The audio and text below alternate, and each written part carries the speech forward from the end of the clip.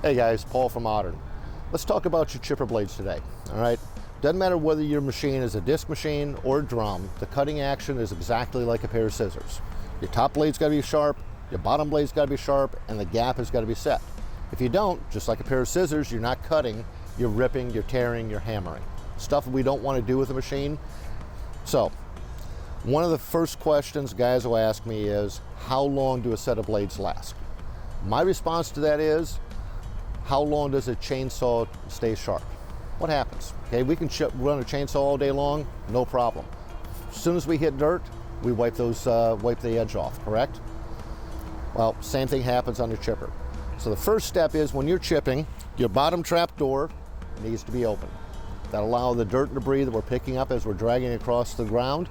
Through the lawn, we're picking up sand, we're picking up dirt, and we're running that through the machine. Again, we know what happens when a chainsaw hits dirt, it's wiped. Cutter blades are the same. So we need to change the blades when they need to be changed. How do we know when that occurs? You'll hear it hammering versus cutting. The second thing is you'll notice that the chips are getting long and stringy.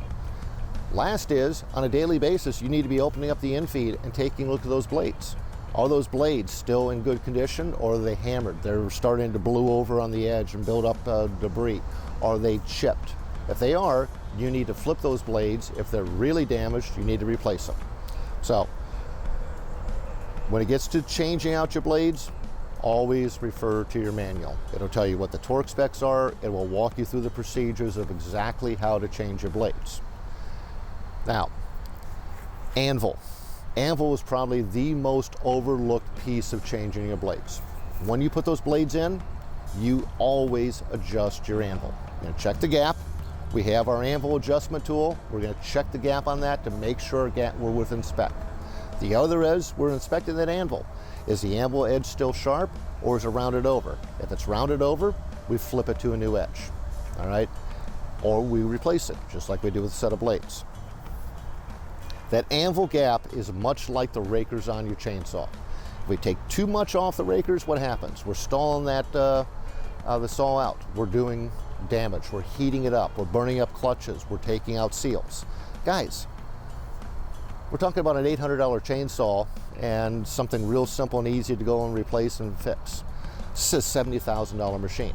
And we're not going to go and do those simple little things like make sure that anvil is sharp, make sure that anvil is adjusted. That doesn't make any sense. Keep top blade sharp, within spec. Make sure your anvil is adjusted correctly. Make sure your anvil is sharp. Now, you can run brand new blades. A lot of guys do. That's all they'll run. Other guys will go through and have them sharpened.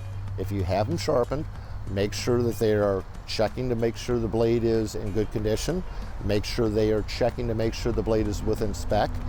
And make sure that they're going through and sharpening to the proper angle. Those are all really important things when you have a set of blades sharpened. Guys, keeping on top of your blades will keep your machine running, last you a long time. Thank you guys, I appreciate you sticking to the end. Have a great day.